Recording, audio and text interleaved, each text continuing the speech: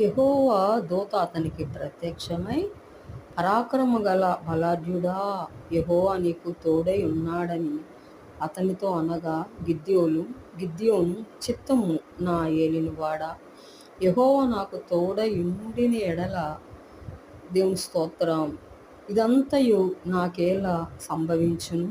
చూడండి, మనం ఒక్కోసారి మనం కూడా మన జీవితంలో కూడా కృంగుబాటు ఉంటుంది.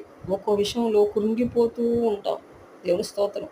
మనుషులు మనల్ని బాధించినప్పుడు, మన ఆర్థిక పరిస్థితులు, మన స్తోమత చూసి చుట్టుపక్కల ఉన్న వాళ్ళు ఎగతాళి చేసినప్పుడు, మనకున్నటువంటి అనారోగ్యాన్ని బట్టి, ఆర్థిక ఇబ్బందులను బట్టి, నిందను బట్టి, చాలని జీతంతో ఎన్నో ఎన్నో విషయాల్లో మనం కృంగిపోతూ ఉంటాం. భయపడకు నా సహోదరి, నా సహోదరుడు. గిద్యోన్ని బలపరిచిన దేవుడు నిన్ను కూడా దేవుడు బలపరుస్తాడు.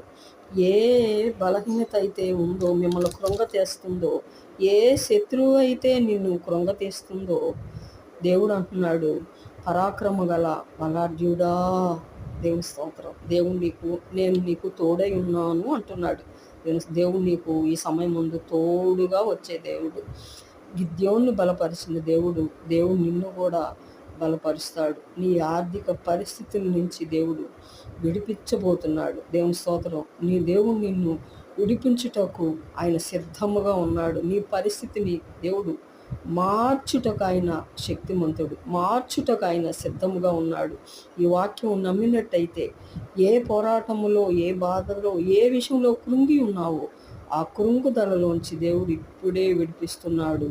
దేవుడు ఈ మాటలు దీవించును గాక.